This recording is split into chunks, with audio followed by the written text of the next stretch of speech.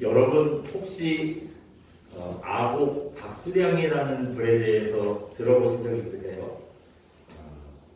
우리가 뭐 황희, 맹사성 이런 분들은 뭐 아주 뛰어난 재상이고 아주 뭐 청백리를 대표하는 조선의 관리다 그렇게 알고 있는데요. 이 아곡 박수량 선생님도 황희, 맹사성 이분들과 함께 조선의 청백리로 아주 유명한 분이십니다. 전라도 장성에 가면은요, 그 박수량 선생님 묘가 있대요. 그 묘가 있는데 이 묘에는 이렇게 생긴 묘비가 있다고 합니다. 한번 잠깐 보여주시겠어요? 네. 이게 이 뒤에 있는 묘가 아곡 박수량 선생님 묘고요. 이 앞에 있는 게 묘비예요. 묘비인데 여러분 저 묘비에 뭐라고 써 있는 거 보이시나요? 네. 아무리 살펴봐도 아무것도 써 있지 않죠?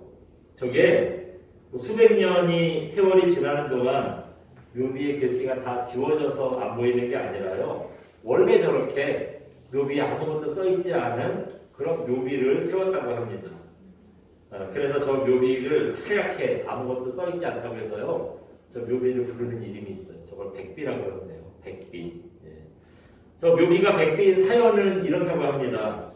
박수량이요. 이분이 이제 관직에 올라서서 과거의 국장 관직에 올라서서 국가의 재정을 담당하는 호조판서, 또 외교 교육, 또 국가의 제사를 관장하는 예조판서, 법률을 관장하는 형조판서, 나라의 토목과 수공업을 관장하는 공조판서, 오늘날 서울시장에 해당하는 한성부 판윤, 또 그다음에 여기정 좌이정 보좌하는 좌참천, 우참천, 마지막으로 한경도 관찰사, 전라도 관찰사, 이게 이제 그 이분이 다 여기만 그런 관직이에요. 8개거든요. 이름만 들어도 대단하죠. 보통 분은 아니세요. 저 오늘날로 따지면은 아주 뭐 장관급으로 온갖 요직을 다 거친 분입니다. 이 정도 되면은 재산도 제법 많이 모아놓으셨을 것 같잖아요. 그런데요, 웬걸이요? 고위 관직을 두루 섭렵하고 그렇게 한양에서 오래 살았는데도 불구하고 한양에 집 한 칸 없었대요. 그뿐 아니라 이분이 돌아가셨을 때 장례를 치러야 되는데 장례 치를 돈이 없어가지고 이 후손들이 쩔쩔매더라는 거예요. 그래서 그 당시 임금이 누구였냐면 명종 임금이셨는데 그 소식을 듣고요. 명종 임금이 제사를 장례비를 지원해 줍니다. 그리고 서해바다에서 큰 돌을 골라서 묘비로 쓰라고 하사했대요. 그때 그 명종 임금이 하사한 비가 묘 비석이 바로 이겁니다. 이거 백비 이거예요. 근데 왜 아무것도 써있지 않은 백비냐? 임금님이 묘비를 하사하면서 그런 얘기를 했대요. 박수량의 청렴함은 세상이 다 아는데 세상스럽게 거기다가 무슨 뭐 어떤 분이고 무슨 이런 거 쓸 필요가 있느냐? 네? 오히려 그런 걸 써놓으면 박수량의 명성에 해를 누가 낼 수 있다. 그렇게 얘기를 해서요. 아무것도 쓰지 않고 그냥 저 묘비 자체, 저 백비 자체가 박수량의 삶을, 청렴함을 증명하는 뭐 그런 비석이었다고 합니다. 이 박수량 선생님이요. 재산에서뿐만 아니라 저 재산에서만 청렴한 사람이 아니었대요. 인격적으로도요. 청렴하고 아주 겸손한 분이셨대요. 그래서 그렇게 높은 관직이 있고 온갖 주요 요직을 다 두루 섭렵을 하면서도요. 늘 자기를 다른 사람보다 낮게 여기고 다른 사람들을 높이 주고 다른 사람들과 배우려고 하고 뭐 이런 분이셨다는 거예요. 여러분 사람들은 누구나 자기를 알리고 싶어 하잖아요. 칭찬받고 싶어 하고 또 자기가 좋은 사람으로 기억되고 싶어 하고 그런 마음이 있잖아요. 근데 이거는 여러분 하나님께서 원하시는 삶과는 반대되는 삶이었다는 겁니다. 우리는요 나의 영광이 아니라 하나님의 영광 나타내야 하고요. 나는 그저 하나님 앞에 무익한 종입니다. 늘 이런 고백을 가지고 살아야 할 것입니다. 여러분 세상에 이름 남겨봐야 뭐 대단한 거예요. 그거 얼마나 사실 뭐 우리가 볼 때 대단하고 좋은 것 같지만 여러분 하나님 보실 때 그건 참 험한 일이에요. 왜냐하면 예수님을 모르고 우리가 죽으면은 우리 영혼은 지옥 가잖아요. 네. 그것뿐이에요. 그래서 이 세상에서 입에 침이 마르게 칭찬 들어갈 수는 없어요. 명성이 높으면 뭐 하겠어요. 그게 우리를 하나님 앞으로 천국으로 인도하지 않는데 그게 무슨 의미가 있겠습니까? 그래서 여러분 우리는요 세상의 이름을 남기기보다는 하나님의 생명책에 우리의 이름이 기록되기를 여러분 바라기를 주님의 이름으로 축원드립니다. 오늘 본문이 바로 이 점에 대한 교훈을 해주고 있습니다. 여러분 요한계시록 읽어보셨어요? 성경 중에서 제일 읽기 좀 무난한 게 아마 그 구약에 있는 창세기, 출애굽기, 레위기, 신명기 뭐 이런 얘기들도 있겠지만 마태, 마가, 누가, 요한이 아닌가 싶어요. 그냥 예수님의 행적의 얘기처럼 나와 있잖아요. 읽기가 참 쉽습니다. 그 다음에 뭐 어려운 것들이 뭐 로마서, 에베소서 뭐 이런 것들이 조금 뭐 어렵지요. 어려워요. 근데 그런 여러 가지 그 성경의 책들이 여러 가지 성경이 좀 다른 책들이 있는데 그 중에서도 여러분 요한계시록 읽어보면 어때요? 우리가 방금도 한글로 써 있어가지고 읽기는 읽었는데 이게 도대체 뭔 소리인가 싶죠?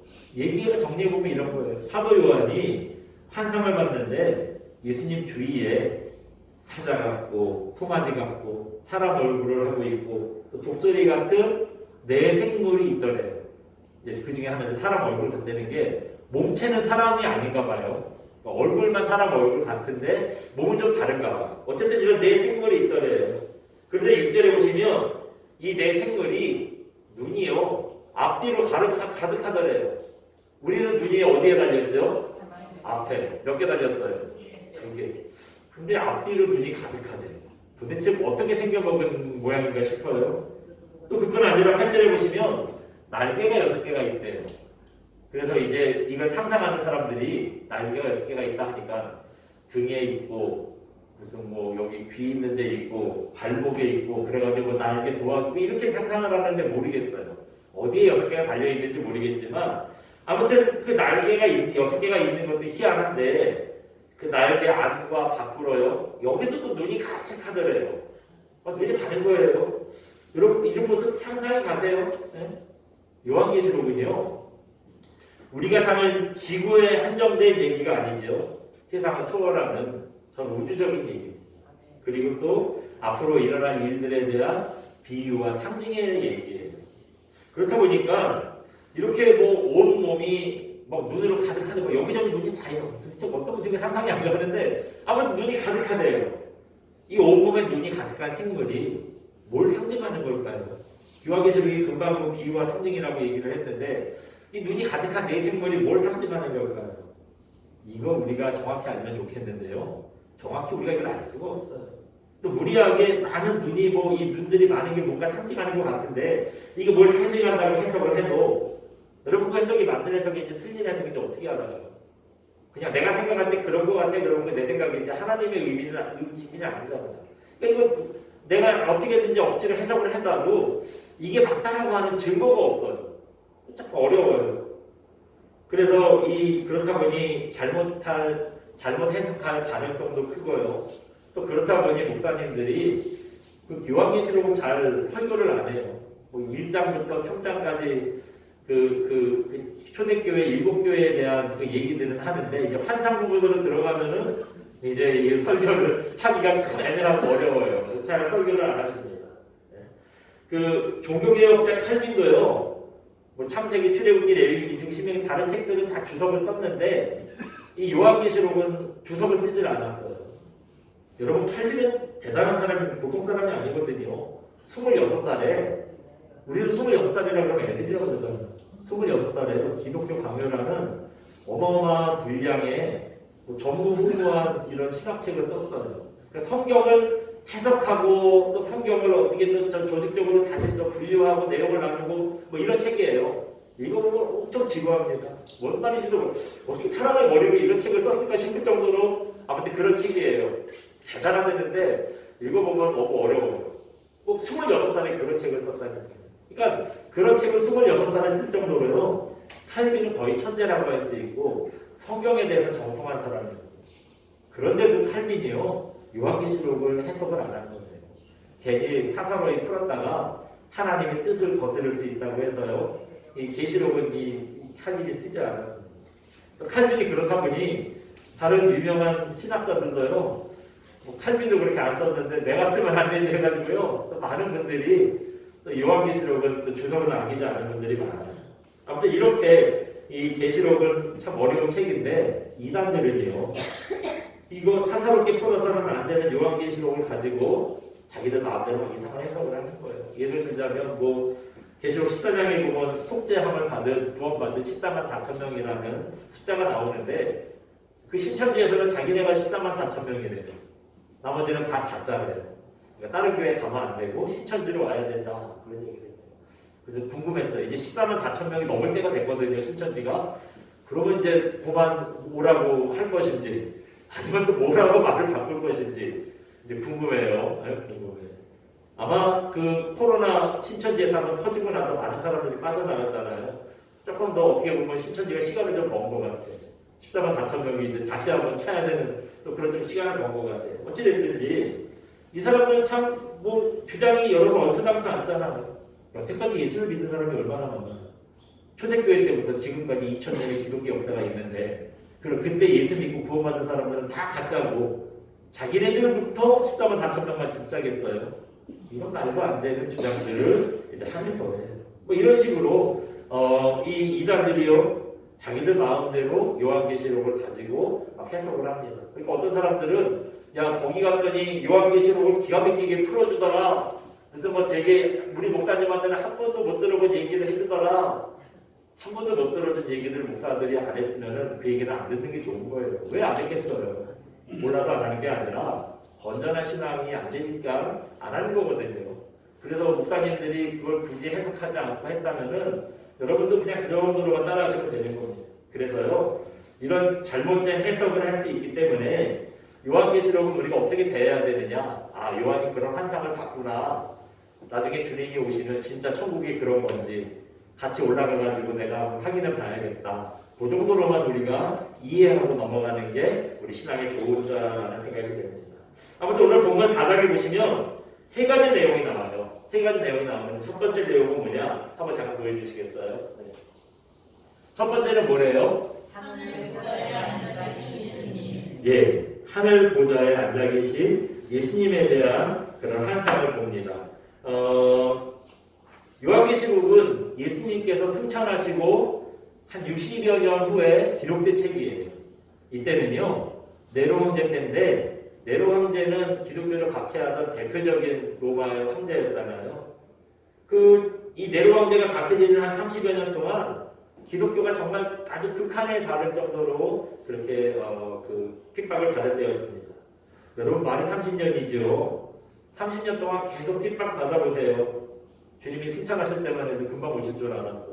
다음 주쯤에 오시겠지. 다음 달쯤에 오시겠지. 왜 그래요? 1년, 2년 지나도 수십 년이 지나도 주님이 소식이 없으시네. 네? 또 그런 상황인데 하루하루 믿음을 지키는 거 이런 핍박의 시대에 얼마나 어려움이 있겠어요. 우리는 솔직히 교회 다닌다고 핍박하지 않잖아요. 요즘 코로나 때문에 교회가 조금 눈총을 받았습니다만 그것만 해도 얼마나 참 민망하고 우리가 참 교회를 갈까 말까 흔들리는 분들이 얼마나 많았어요. 근데 그런 정도가 아니라 사람을 산채로 사자굴에 집어넣고 사람을 그냥 산채로 매달려가지고 그냥 가로등처럼 불러 태우고 네? 별의별 핍박을 받아가고 있으니 하루하루 믿음을 지킨다는 게 참 죽을 맛이었겠죠. 이렇게 영적으로 육적으로 지쳐있을 때 사도 요한이요 예수님께서 지금 천국에서 어떻게 계시는지 환상으로 본 거예요. 아 예수님이 지금 천국에서 저렇게 계시는구나. 우리도 천국 가면 주님과 저런 삶을 살겠구나. 이 요한계시록의 환상을 보고 사람들에게 초대교회 성도들에게 이걸 이제 가르쳐 주는 거예요.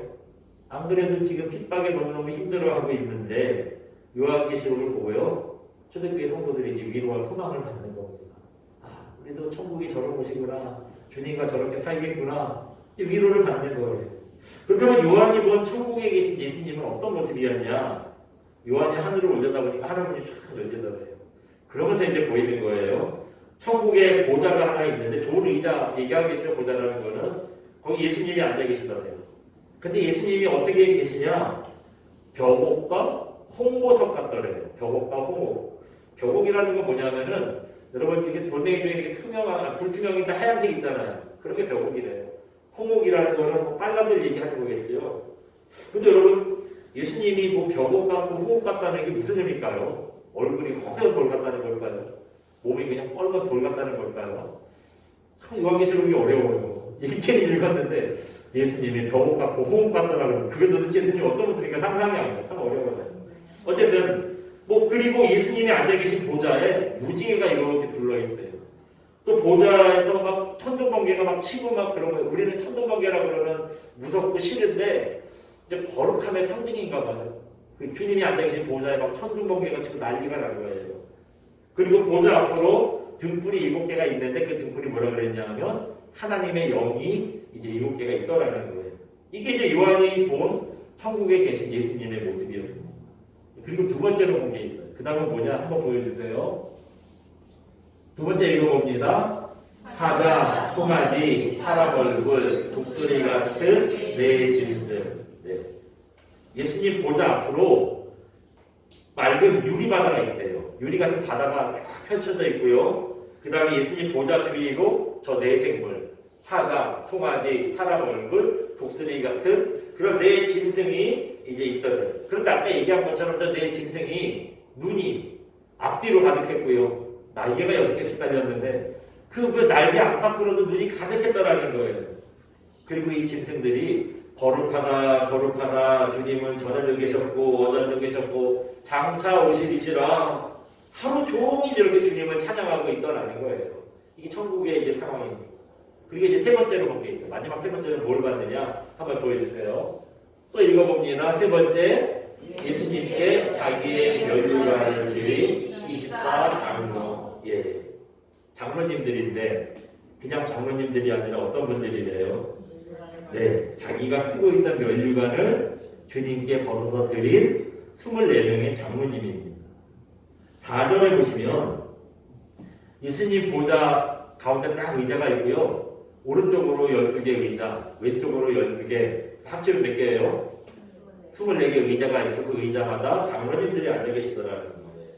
이분들이 흰 옷을 입고 있는데 이게 중요해요. 뭐냐면 머리에 금관을 쓰고 있대. 옛날 성경에는 금면류관 그렇게 표현을 했어요. 이 금면류관을 쓰고 있더라는 겁니다. 그리고 이제 다음에 요한이 본 장면이에요. 10절을 같이 한번 읽어볼까요? 오늘 보면 10절 같이 봅니다. 시작. 24 장로들이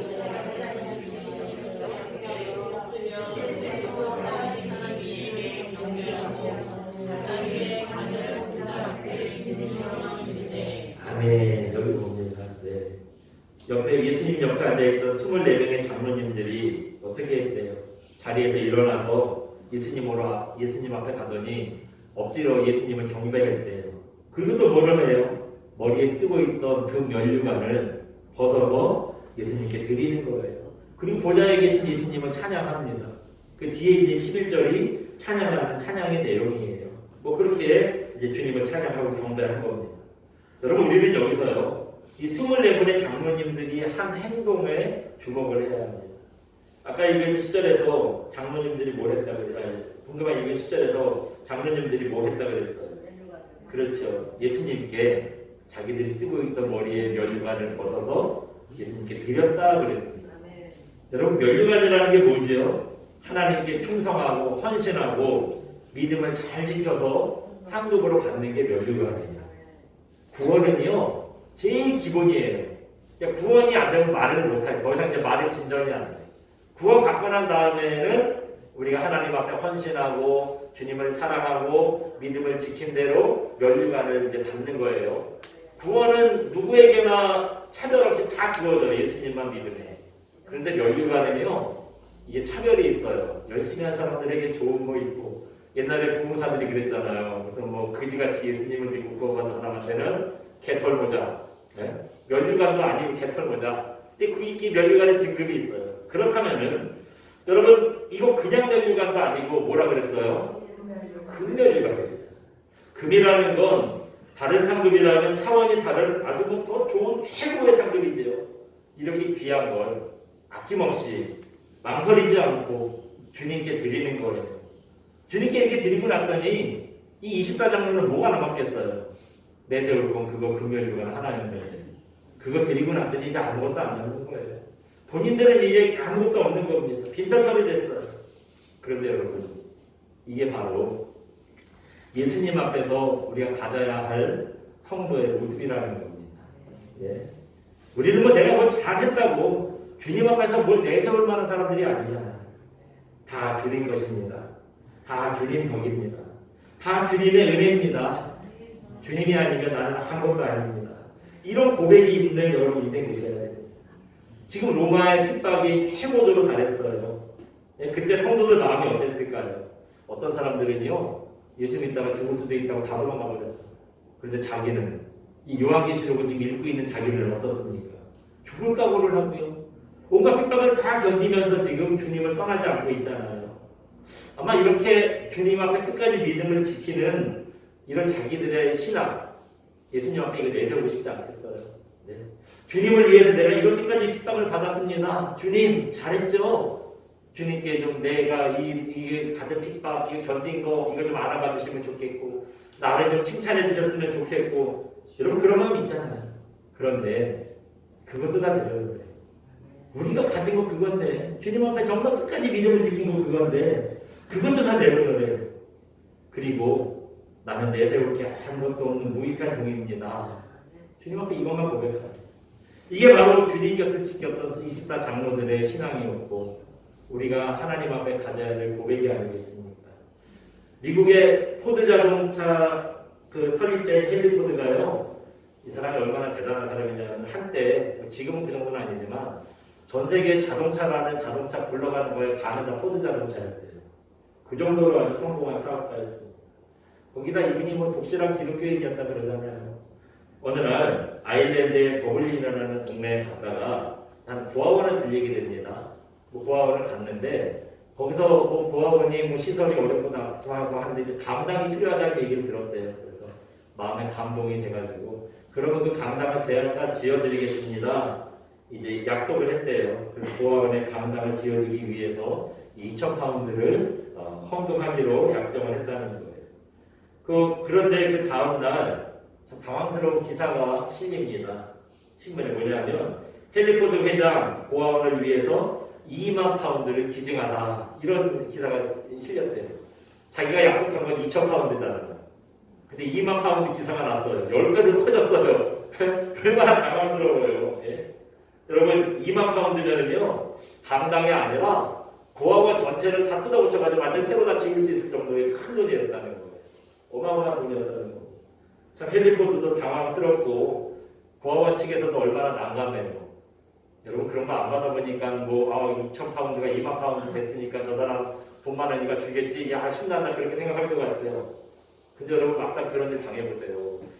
헨리 포드가 기분 나쁘다고 그거 안 주면 어떡하지? 뭐 그런 생각이 좀 들잖아요. 네? 그래도 들지 않겠어요. 그래서 이 고아원 원장님이요 불이 나게 달려와가지고 헨리 포드한테 와서 정중하게 사과하고 내가 신문사 가서 정정보고서 내겠다고 이거 이런 일 없었다고 이제 정확하게 내게 기사를 원래대로 하겠다고 뭐 정정을 하도록 자기가 만들어줬다고 했을 때 그랬더니 헨리 포드가 웃으면서 이렇게 얘기하더라는 거예요.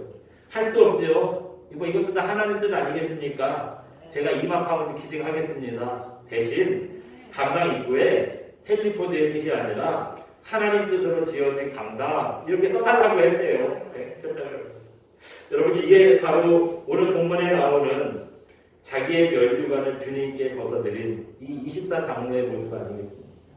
헨리 포드는요 내가 가졌다고 내 거라고 생각하지 않았던 것 같아요.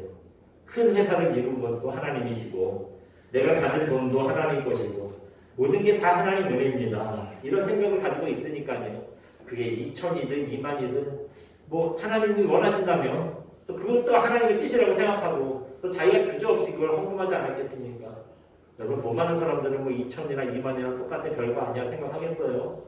아무리 돈이 많아도 매주머니에서 나가는 거는요 신경 쓰이더라고요. 네. 그런 거 아니겠습니까? 이 땅에 우리가 사는 동안 참 많은 일들을 겪고 있지요. 어쩔 때는 좋은 일도 감사한 일들도 있고 어쩔 때는 힘들고 뭐 핍박받고 왜 나에게 이런 고난을 주시나 우리가 하나님의 뜻을 모르는 그런 일도 겪게 됩니다.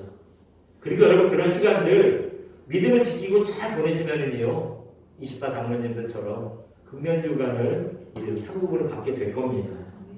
그때 여러분 내 거라고 하나님 내가 이렇게 하나님 앞에 믿음을 훌륭하게 잘 지켰어요. 저 잘했지요. 자랑하지 마시고요.